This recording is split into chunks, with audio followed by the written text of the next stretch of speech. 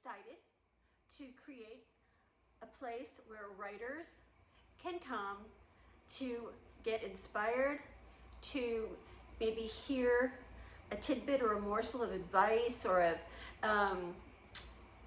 just insight from all of the great writers that I love and I know that you love. But there is oftentimes there's a block. Let's just call it what it is. It's a block. And it's our judgment and it's our ego and it's all of these things that want to create a wall around what it is that you do. And I'm going to start with a quote by one of my favorite authors who is an author for authors, an author for writers. Her name is Julia Cameron. She is an amazingly prolific writer, playwright, theatrical composer. She's just astonishing. If you haven't heard of Julia Cameron, look her up and glean what you can, or pick up a book. But you know, that's up to you. I really believe that there are people like Julia Cameron who have such an incredible message, and she influenced me years and years ago to start writing. She has a method whereby you do 3 handwritten pages of writing every morning, like with your coffee. Coffee, write. Coffee, write. And you did it every single day. And I did that for years, and it really did loosen me up because I began to think, oh, well, this doesn't seem all that interesting, but I'm going to write it anyway because I need to get through these 3 pages. And then next thing I knew, I had done 5 pages. And it just seemed to happen. Like every day, I became more and more attached to the idea of just getting something down. And because that's really the crux. So I'm not necessarily a place to go for tips on editing, or although we'll probably talk about that.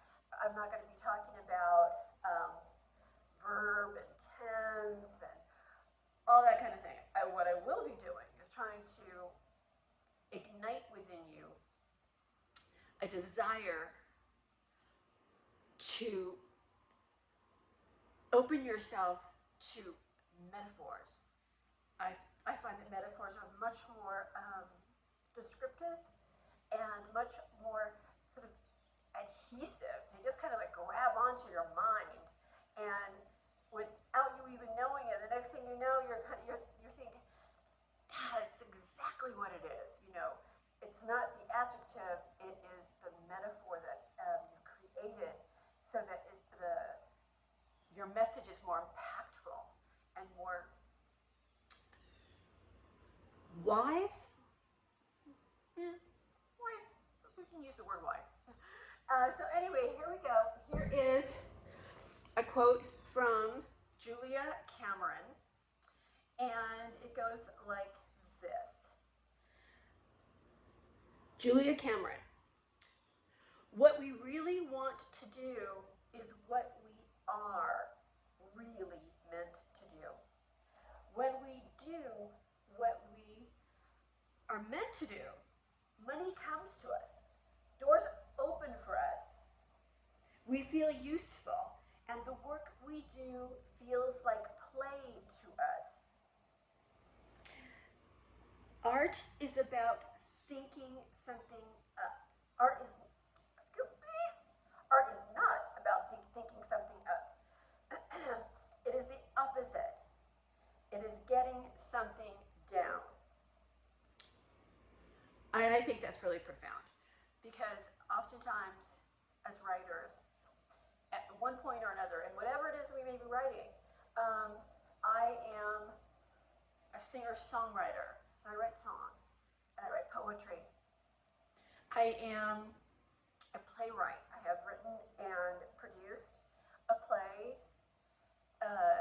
in Chicago, and it was later picked up by another producer um, back east. And it has songs that I wrote in it, and that was a real coup. I had no idea I could write a play, but because of Julia Cameron and Writers Like Her gave me that impetus, that just do it, get it down. It's not up here. It's not up here flying around and let me think of the perfect word and the perfect phrase and the perfect bon mot. No, it's getting it down. Write it down, and then if it isn't exactly what you want, there are usually morsels in there. If you've been free with yourself, if you've been free with your writing, there will be morsels, like little chunklets that you can carve and coerce into something that's really cool. But you've got to get it down first. You really have to let go of the idea that the idea is going to come. The pen can come, and the paper can come, and just do it. I know it's easier said than done, which is why I'm doing this, because I know it's easier said than done.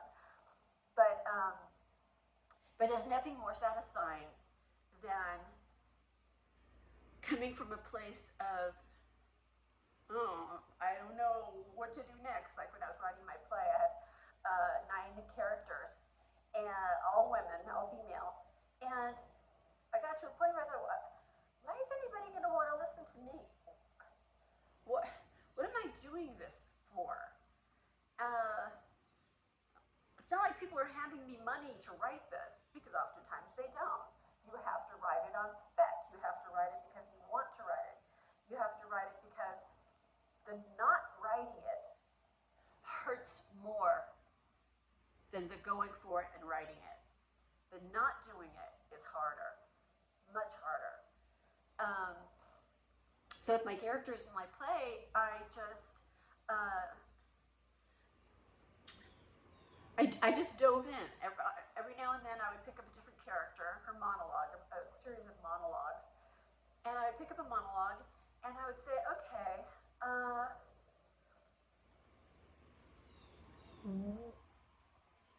what is she doing? Not what am I doing as a writer. What is my character doing? I have one of my characters is a little girl who's about 11 years old, and just the most sweet, vulnerable, and strong character in the play. And I thought, what is she doing? What is my character doing? And then, okay, so she's just got home from school. She likely has an eating disorder. The play is all about body issues and our perceptions around body issues. Excuse me. So I get all choked up when I'm talking about my characters. And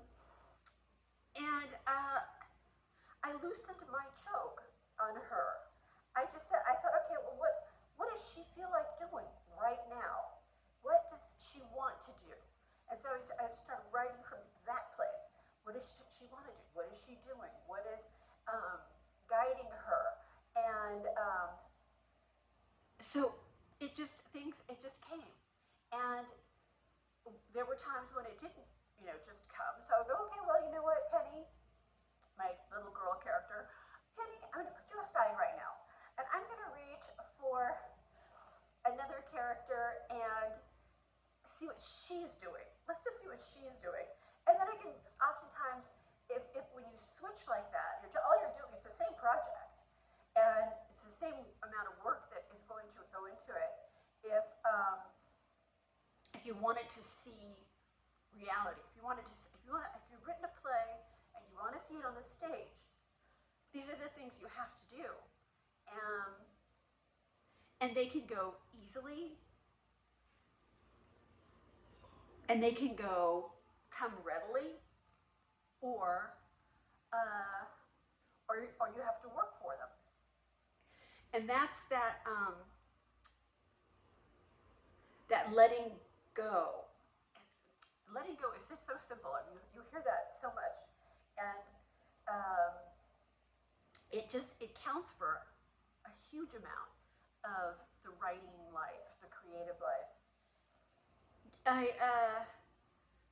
When I say letting go, let me just define it for me. When I say letting go, that means I've gone, okay, time to get up off the sofa and write. Just anything. Melody, anything. And I have a thing for really beautiful stationery. I have these tablets of paper that are just beautiful. And in my little mind, they've been prepared for me. I think that whatever designs are on the paper, the flowers or hummingbirds or, you know, sort of travel icons or whatever it may be, because I have all these beautiful tablets. And someone else might say, "Oh God, I could never write on a piece of paper that beautiful." I mean, how can you just plow on in handwriting, handwriting versus computer writing, and I'll get into that. And it's like somebody paved the way. Somebody like set me free. I just sit in front of this tablet, and it's beautiful already. It has all kinds of interesting elements already built in. So for me, it makes it easy. It really does make it a lot easier. But then you get to a nitty-gritty place where, like, where I was at a number of years ago, and I really didn't know where else to go. I had most of the monologues done. The play had a flow. It had a rhythm. It had a really nice sequential introduction of the characters, the women and the one little girl. But so that's when a different type of writing comes in. And that's when you really have to you do have to buckle down, because by that time, it's now in the computer. And that's what I was going to bring up about writing freehand.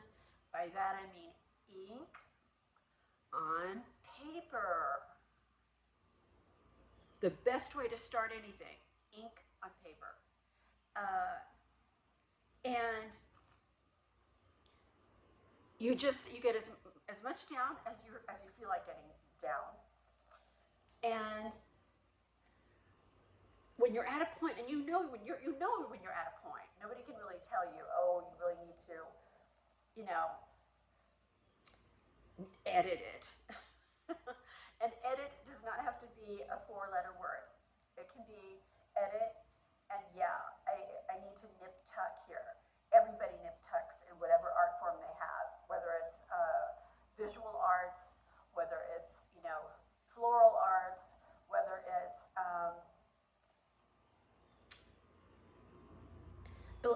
any kind of craft. At some point, you've got to put it into a format that you can reasonably edit and share. But we're not going to get too much into that this time. I just want to introduce myself. I decided to call my little group the INKsters, because it's ink, really, and I know that sounds so old, that sounds so passe, but it's the gateway. It really is the gateway, and you can call a lot of things the gateway. Yeah, someone might need a glass of wine to get to the gateway. I don't recommend that, but if that's how you get to that place of flow, or feeling the flow, or feeling freer, then hey, it's your life. It's your life. But if you can get yourself to that point, and you instinctively know it, we all know it when it's time. Okay, it's now time input this into the computer, and as you're inputting it, you can take this monologue you've written, let's say, and it's 5, 6, 7 pages long, more than enough, and you take it to your computer and you start to carve out. There will be things that are repetitive. There will be adjectives that repeat. There will be ideas that repeat, or a theme that recurs one too many times. And you'll know it, and you just, at that point, as you're inputting it, this is now getting it into a place where you can work with people. And next time I'm going to talk about working with people. You can hire editors. You can hire people to have a look at it and give you their opinion on it. You can hire, there are so many things you can do once you get it into the computer, if you're ready to hand it off. And the only thing that you need to do as far as protecting your work is on every page of your monologue, let's say, put the name of the project. The name of my project is the D-cup diatribes. Yes, see, talking about the body parts. Anyway, the D-cup diatribes, C, the circle around a C, Melody Broma, 2021. Just put that mark or marker before you send it out to anybody, and look at it every now and then. Just look at it. What you're doing is, in essence, is you're being open, and you're saying to yourself,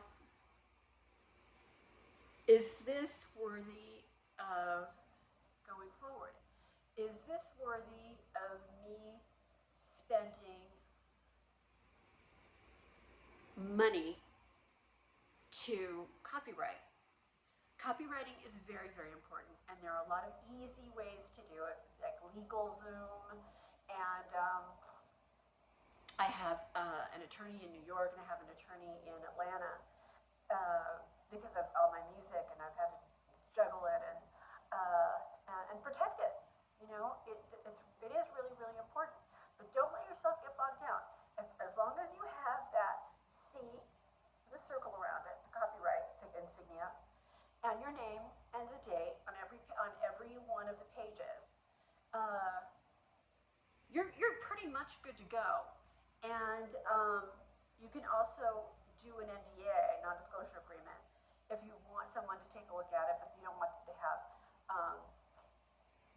credit or steal your idea or whatever. That is kind of a misnomer. It can happen, and it does happen. But if you protect your work, even in the smallest way, which would be like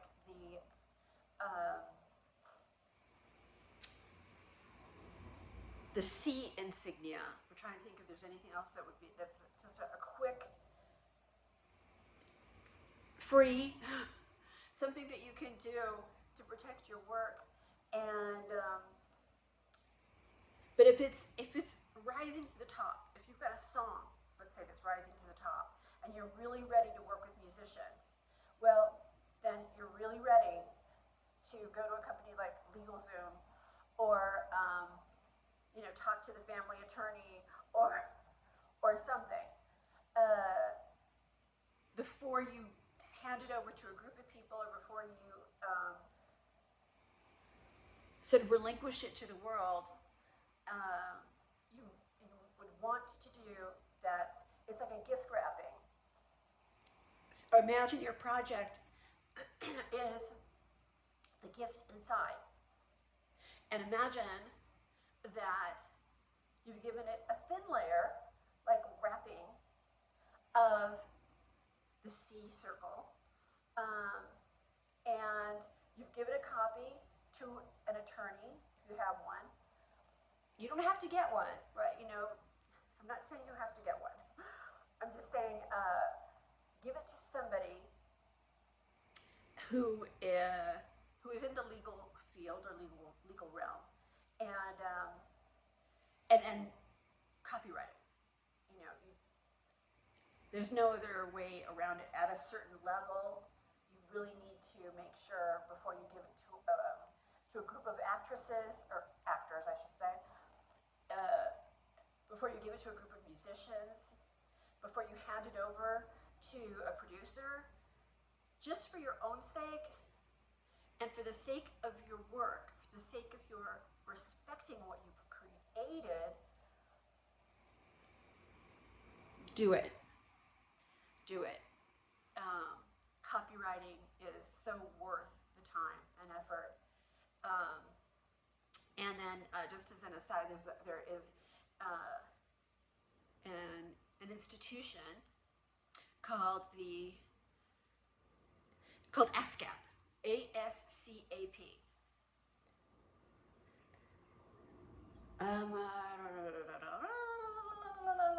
What is the exact translation? American Society Composers, Authors, and Publishers. ASCAP. American Society of Composers, Authors, and Publishers. ASCAP. There's another one, I think I want to say it's BMI. But ASCAP is the one that I'm with. I've always been with ASCAP. And ASCAP has a way of protecting music as well. So it's a great resource. And I'm trying to give you ideas that they're going to cost you a lot of money, because you want to get your work on a higher path.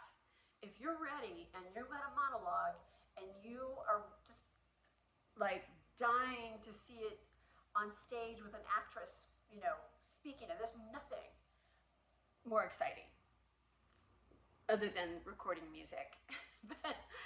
But there's nothing more exciting than writing a monologue and watching an actress give life and love and blood and guts and glory, la la la la la, to your words. To your words. It's astonishing, really. Because writing something to be read, a poem, I've written a lot of columns, and that's one thing. But when my words first came out of the mouth of an actor in Chicago, I about fell over. She sounded different. She had a different take on things. She translated it into her own way of life, and it was just astonishing. So that's you know, like the next phase. But I do appreciate you joining me, and over the next however many weeks, I don't know, you know, I'm an artist. I'll do it for however long, and for however long I get response. So if you've enjoyed it, sign in, become a guest, whatever you call it, and know that I'll be doing this about twice a week, so that anyone who is feeling even in the slightest stymied by their own talent, by their own project, I'm going to be here with you, and every week it's going to be like how to get out of your own way, because that's the only thing to be said. All the rest is really just, you know, doesn't have a lot to do with what's coming out of my heart, coming out of my soul, what's coming out of that place within me that wants to say something to that place within you. So, thanks so much. My name is Melody Broma. I hope that you this show and send me any questions, and I'd be happy to answer them, and or I'll share them on the next video.